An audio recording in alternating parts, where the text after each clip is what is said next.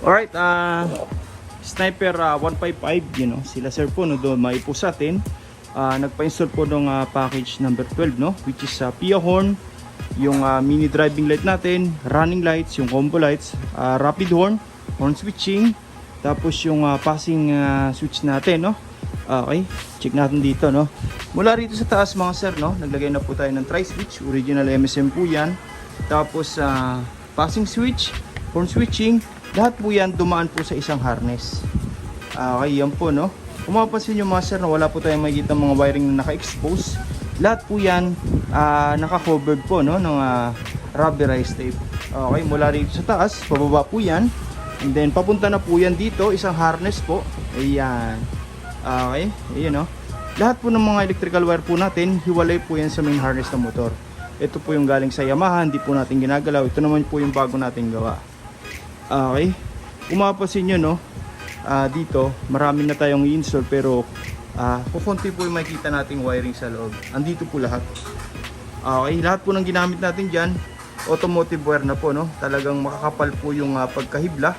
Ayan, yan po yung mga wiring na makapal po yung loob, no. Okay, ayan, no. Ayan, maninipis yung balat, pero makakapal po yung loob. Solid stranded po yan mga sir. Japan wire po, no. Okay, pang automotive siya. Iyan, no. Dito, lahat po yan mga sir nakahinang, no, sa loob po. Tapos nakabalot na rin po ng shrinkable tube. Ayan, para walang fluctuation po na mangyari, no. Malubak man yung motor sir, matagtag man. Safety po yan, hindi po magkakaroon ng loose contact, no. Okay, iyan, no.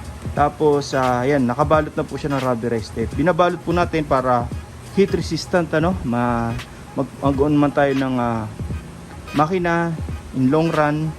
Hindi po basta-basta lulutong yung wirings natin, no. Hindi po alam ng iba yan, no, na kapag na-expose sa init yung mga electrical wire, mag-uumpisa na pong magbitak-bitak at saka lumulutong po, no.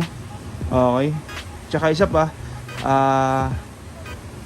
pag walang balot, naka cable tie po dito, ang tendency pagka na tamaan po ng mga tools sa mga mekanikong nag-tune up ng makina, pwede pong masugatan. Okay, pag nasugatan, mabubusal-sal lang po yung wirings, tapos kakalas. Kaya ang Yamaha binabalot po talaga, no. Tsaka water resistant na rin po yan. Ayan, no, for daily use, no, all weather po yan. Kahit umulan, umaraw, hindi po basta-basta papasukin ng tubig, kasi pwede pong magkaroon ng electrical short, ano, kapag naka-expose sa tubig. Ayan, hindi po alam ng iba, nagmo-moist po yung wirings natin sa loob mga sir. Doon na po nag-umpisa yung corrosion, yung iitim po yung tanso, no. Ayan. Kaya ang Yamaha binabalot po ng maigi. Ayan, naka-electrical tape, nakabalot pa ng rubber, ano. Okay, ayan, para all weather po talaga. Maiiwasan natin yung malfunction sa wirings. Mabutan man tayo ng ulan sa daan, magpa-motor wash man tayo, hindi po basta-basta papasukin ng tubig yan. Ngayon, lalagyan na lang po natin to ng power module dito, no. Yung control po, ayan, para lahat ng mga parts si sir, MDL, rapid, yung busina dito, ayan. Lahat po yan may control, pati yung stock na busina mga sir, dito rin po yan dumiretso. Okay, ngayon ikakabit na lang natin, tapos videoan po natin ulit. Ngayon mga sir, no, nalagay na po natin yung power module. Ayan po, no. Denso po yan mga sir, no. Made in Japan, kaya sure na po na matibay yan. Okay, may mga customer po tayo, no. 5 years na po yung ganyan nila. All goods pa rin. Kagandahan pa rito sa setup natin, sa wirings po natin. Kung sakali man magpalit tayo ng mini driving, ng busina, universal po yan. Kahit anong brand, applicable po rito sa power module natin. Okay, yun, no, tatanggalin lang yung terminal, yung socket, and then isasalpak na lang yung bagong parts, tapos ready to use na, same features pa rin ang mangyayari. Okay, yun, no. Lahat po yan mga sir, no, nakabalot po yan. May running lights na rin po yan, ayun, no. Nakasakit na rin po, no, para hindi po kayo mahirapan kung sakaling magbabaklas ng pairings, maglilinis ng engine. Ayan, wala na pong wiring na puputulin, ano. Okay, ayun, no. Siya po yung, ito dito mga sir, siya po yung distributor ng power, no. Mula sa battery, papuntang trigger sa mga switch natin sa taas. And then papunta na po ng MDL. Ayan, output, no. Tapos sa busina, ayan. Okay, dito mga sir, hindi na po tayo maglalagay ng mga kung ano nung relay po dito, no, mga nakasiksik. Wala po yan. Andito na po lahat yan. Siya po yung responsible, no, distributor ng power. Yan. Maiwasan na rin po natin yung flickering sa mga ilaw, no. Kahit magsabay-sabay po yan naka-on, hindi po magkakaroon ng agawan sa kuryente, no. Talagang safe po yan, mga sir. Isubok na po namin yan dito. Yan. Ito po yan, no. Yan, naka-safety po yan dyan. Secure, nakabalot lahat ng mga rubberized tape, special tape para sa wire harness po talaga. Tapos naka-cable tie na rin po, no. Okay, organized po ng maayos. Ayun, no. Wala pong makikita sa mga ilalim, no, ng mga nakasiksik na kung ano ng wire. Malinis po yan, parang stock pa rin po. Okay, yung MDL, ayun po, naka-stainless bracket hanggang ilalim po yan. High lumens po yan, mga sir. Kung mapapansin nyo, mahaba na po yung MDL natin, no. Talagang mas malawak po ang sakop niyang ilaw.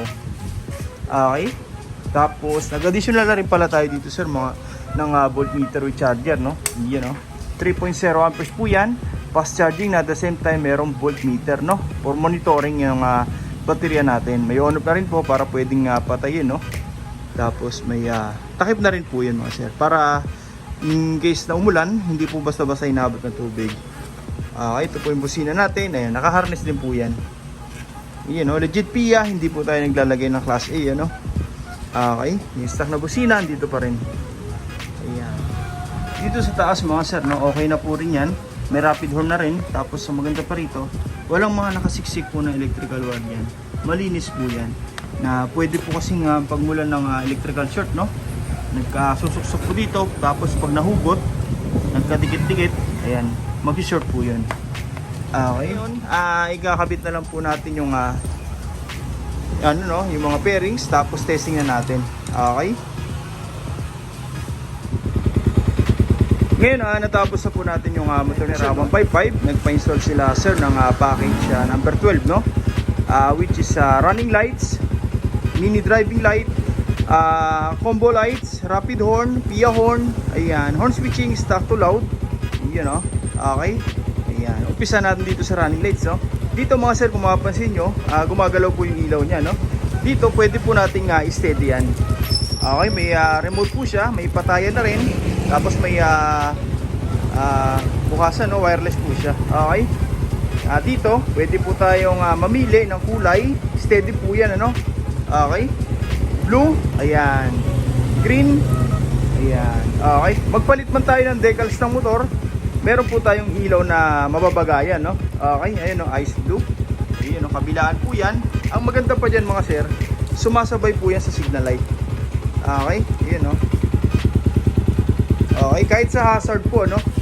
Ayan, off natin yung hazard, tapos signal light tayo. Ayun, no. Okay, yung isa naman, balik sa dati po, no. Okay, pag pinatay natin yung signal light, automatic po yan, babalik sa dati. Tapos strobe light, ayan, gagalaw na po ulit yung ilaw, no.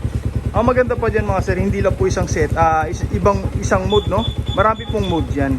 Pwede tayo mamili. Ayan, press lang po natin tong remote. Ayan, no, ang ganda. Okay, ayan. Kahit po running lights yan, mga sir, sumasabay pa rin po yan sa signal light. Okay, ayan, no. Tapos ito naman po yung mini driving light natin. Iyon, no. Ito po yung stock headlight, tapos ito po yung mini driving. Iyon, no. High lumens po yan. Kung mapapansin nyo sa area natin, maliwanag pa pero kitang-kita na po yung mini driving. Yan po yung maganda na sa MDL natin. Maliit pero mataas po yung lumens. Malakas po yung white tsaka yung yellow. Lalo po ito sa dilim, mga sir. Okay, passing light. Ayan, no. Dito, mga sir, passing light natin, naglagay po tayo dito, no. Hindi po natin yan sinabay sa passing light ng headlight, no. Para kung sakaling mag-high tayo ng headlight, hindi po sumasabay yung mini driving. Mag-high low tayo ng MDL, hindi po sumasabay yung headlight. Yan po yung combo lights natin, no. Naglagay tayo ng switch, heavy duty po yan. Pag nag-passing, sabay po lahat. Yan po yung difference ng gawa natin sa iba, no. Usually pag nag-passing, MDL lang po yung ilaw. Pero dito, sabay po dyan yung headlight. Ang purpose natin dyan, mga sir, kaya pinagsabay natin, Para kung sakali nag-high tayo ng MDL, may passing light pa rin na headlight. Okay, mag-high man tayo ng headlight, yung MDL naman po ang magpapassing. Okay, kahit po naka-on yan sabay, no, nag-passing tayo, meron pa rin ilaw. Okay, yan po yung maganda niya setup natin, no. Pag naka-off lahat, automatic sabay, pero pwede natin buksan isa-isa na hindi nagsasabay-sabay. Passing light, ayan. Sa busina, ganun din po yung setup natin, mga sir, no. Kung ano po yung sa passing, ganun din po sa loud horn. Stock horn, ayan, wala pong blinker, no. Para pag nagpa-register si sir sa LTO, fully stock ang busina, wala pong magiging violation. Tapos yung loud horn, ito po yung switch. Ayan, yung busina ni sir lalakas na, at the same time magkakaroon ng horn passing, no. You know, okay. Dito hindi lang po basta loud horn, no. Nag-install din tayo ng rapid horn. Long press lang po natin tong horn switch. Yung busina ni sir masusunod-sunod na. Kahit po naka-on yung MDL, nagbusina, nagpassing, may ilaw. Kahit nag-high tayo ng headlight, nagbusina, nagpassing, may ilaw. Kahit po nagsabay-sabay po yung naka-on, nagpassing, meron pa rin po yan. Busina, okay, kahit naka-high po yung MDL natin, no, nagbusina, meron pa rin po yan. Passing light, ayan. Okay, hindi po tayo mawala ng passing light, no? Yung voltmeter natin, ayun po, nagpakabit na rin sa sir. 3.0 amperes, fast charging na po, no? May digital meter para sa monitoring ng baterya. May on-off na rin po para pwedeng patayin kung sakaling hindi gagamitin. Okay? Yun, no? Off natin. Ayan. May kanya-kanya pong switch, no? Alright. Ayan. Sa mga gusto mong pagawa, no? Direct message nyo lang po, MJ Works. O kaya, punta na lang po kayo dito sa shop, no? Maraming salamat po.